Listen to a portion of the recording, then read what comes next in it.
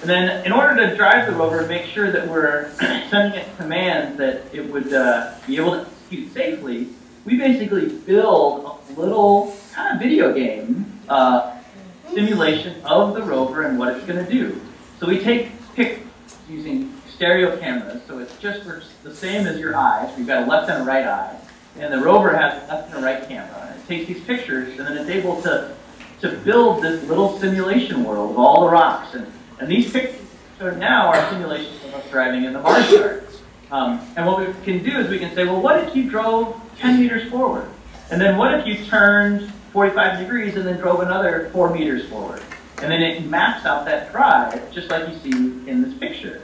So this is how our simulations to basically make sure that the rover is going to be safe when we send it that list of commands. And then here's a movie of the first drive that we ever sent to Mars. So then we can play back the simulation just like a little video game. And then it can show us how the rover interacts with the terrain. So you can see it's kind of bumpy. So here we're driving forward. And then we're going to take a few different pictures. We're going to turn the wheels and we're going to turn in place. And then take a few more pictures. And then turn a little bit more. Take a few more pictures and then back up. So this is how basically simulate all the things that we're going to do on Mars. And that simulation that you're watching right now is our very first drive that we ever did on the surface of Mars, which was a very, very fun day. So far, Curiosity's driven 517. We landed at this place called Bradbury Landing, and we're now moving over to the east to a place called Glen Ellis, where there's all these different rocks scientists are very excited to look at. But we've only driven, we've driven this 517 meters, and here's a much bigger map. So we landed at that green dot, and we drove over to the blue dot, just over to the right. And this is that 500 meters. And where we really want to go is all the way down here to the base of this giant mountain, Mount Sharp. And this mountain is in the middle of this crater where we landed. And that's where all the scientists are really excited about driving. And you can see in this picture there's all sorts of canyons, and they think that water may have flowed down. So very exciting things that the scientists want to go see. And this is a picture of canyons driving. And you can see this little white box. You see that little black dot? Pull that white dot. Talk about the size of the rover. So that tells you how big all these hills and mountains are. So eventually, maybe a year from now, we're going to drive down to the base of this mountain and try and climb this mountain and look at all sorts of different things that go up this mountain. So, most fun thing is we never know what's over the next horizon. We're discovering something new every single day. You drive 10 more meters and you look over this hillside and you see these amazing rocks, and the scientists get so excited because it helps tell the history of Mars and how it was formed. And that's the best things about working on the Curiosity mission. So those are all the slides that I had, and I would love to answer any questions that you guys might have. That's wonderful, Matt. We'll just wait for you to come back on screen. Who have we got for first question? Oh, am I allowed to pick my own child? Bias, okay. Ainsley, come and stand up here. This is Ainsley, she's my daughter. Hi Ainsley, very nice to see you. What's the sister's rover's name? The sister, this one in the background here? So lots of different people have different names for that rover. Most people call her Maggie, which stands for something very long that I don't even know. Some people call her George, like Curious George. But everybody kind of has their own nickname. So you can make up any name you want for that rover. And we all love her very much no matter what we call her. Thank you. One from the next class. Go there, come up here and stand here. Tell Mr. Heverly your name and then ask your question. Just stand here where he can see you a bit more. Yep, that's good. My name's Drew.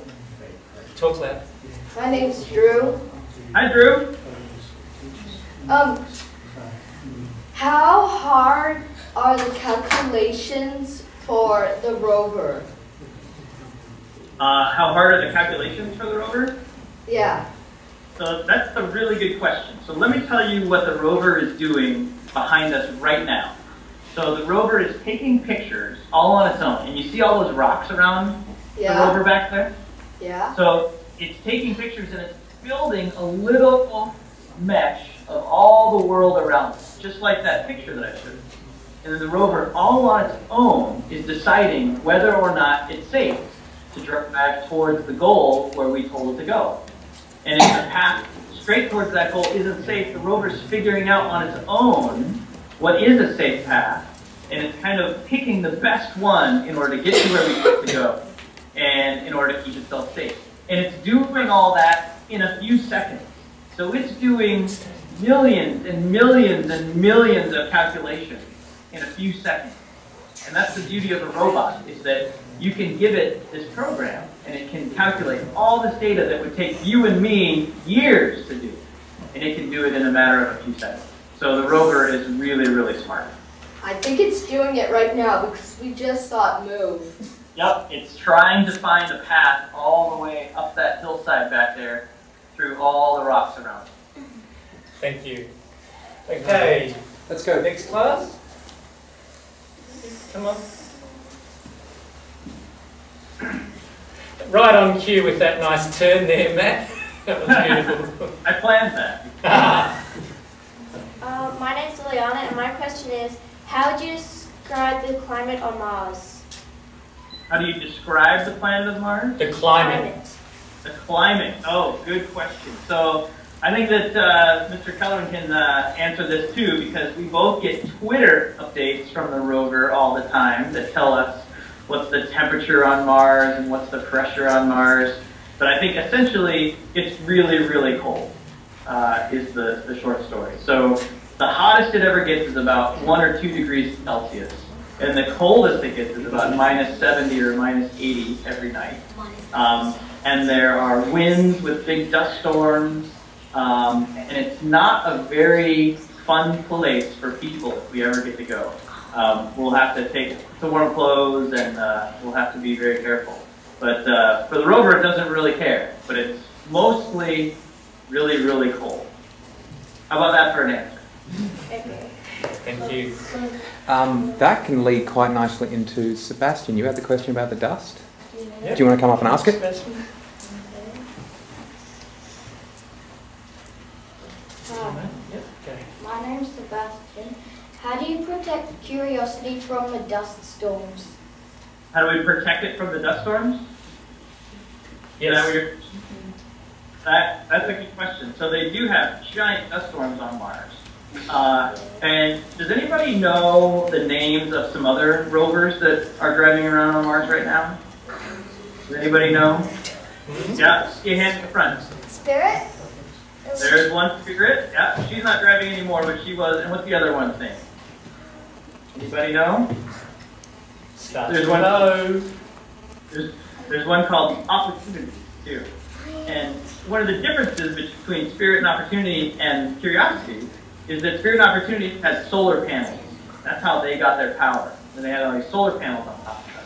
And that was really hard because when there's big dust storms, then the dust would kind of land on the solar panels and they would obscure the sun and they wouldn't have enough power to do things. Well, the nice thing about Curiosity is it's got this power source on the back that gives us power all the time, day or night, winter, summer, whether there's a dust storm or whether there's not. So one of the biggest things about Curiosity is this plutonium generator. It turns heat and it turns it into electricity. So we are a little more robust to dust storms. So that's one of the biggest things that helps Curiosity stay safe. It's a good question. And there'd be the dust covers on all of the cameras. So we actually don't have dust covers on most of the cameras now. We have them during landing. But there's no dust covers on any of the cameras except for the one on the end of the robotic arm. The little, the Molly camera, which is a microscope at the end of the arm, it's got a dust cover because we put the arm down near the dirt all the time. But the rest of the cameras are just exposed to the dust and the wind, and the dust doesn't seem to accumulate on them.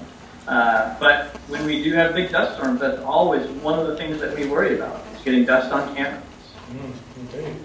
Okay, a question from the front class. Yeah? Up you get, honey. Who built the first Mars robot? Say that question again? Who built the first Mars rover? Who built the first Mars rover? Oh, good question. So there's been, let's see, 4 rovers that have ever gone on the surface of Mars. There's Curiosity, there's Spirit and Opportunity, and then one more called Sojourner, which was a rover that we built here at JPL, built by NASA, that landed, and it was the very, very first rover on the surface of Mars. And it was a little rover about the size of a remote control car, and it only lasted for a few days, but it was the very, very first rover that we had driving around on the surface of Mars. So we built it here, at the same place where we've been building these other rovers. Cheers, thank you. Middle class, yes. Remember to say your name. My name's Asawa, and do you think mankind will ever be able to get on Mars? That's a great question, and I do think that people will go to Mars someday. So one of the hardest things about going to Mars, you guys remember, how long does it take to get there? 8.5 months. 8.5 months. And then how long do you think it takes to come home? 8.5 months. 8.5 months. And then you know what? You have to stay there for almost 2 years, because Earth and Mars are both going around the sun. And you can only come back and forth between Mars when they're really close. And that only happens every 2 years. So let's say you wanted to go to Mars. What you have to do is you get in the spacecraft, you travel for 8.5 months, you go there, you land, you stay there for almost 2 years, and then you get in your spaceship and you come back for almost 8.5 months. That's a long time to be going through space. So I think we still have a lot of work to do before we can send somebody there. But maybe your kids will be able to go to Mars someday. So I'm hopeful, but I don't know if it's going to be me, I don't know if it's going to be you, but maybe your kids will be able to go. Thank you. Back class? Yeah? Yep.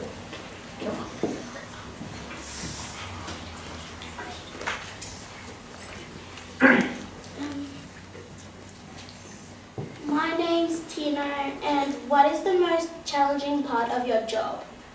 The most challenging part of my job? It used to be waking up at midnight to come to work. That was really hard. But I think that the hardest part of our job is we have to, basically, you write this list of commands to tell the rover where to go. And then you hit enter and send those commands to the rover. So imagine you had to tell your car how to get to the grocery store. So you'd say, well, back up out of my driveway and go down the street and turn left and then turn right and then go to the grocery store. And then you have to tell it how to get back. And the thing that is the hardest is once you send those commands, you have to wait a whole day before you know if it worked or not. And it makes me really nervous because if something happens to that rover, I would be very sad. So I think the hardest part is after we send those commands to the rover is waiting and trying to go on with my normal life and hang out with my family and to not worry about that little rover that's on the surface of Mars trying to do what we asked it to do. Thank you. What are we, back to front class? 1, 2. Questions? Questions? Yeah. Anyone? Yeah. You've had a question? No? Up again?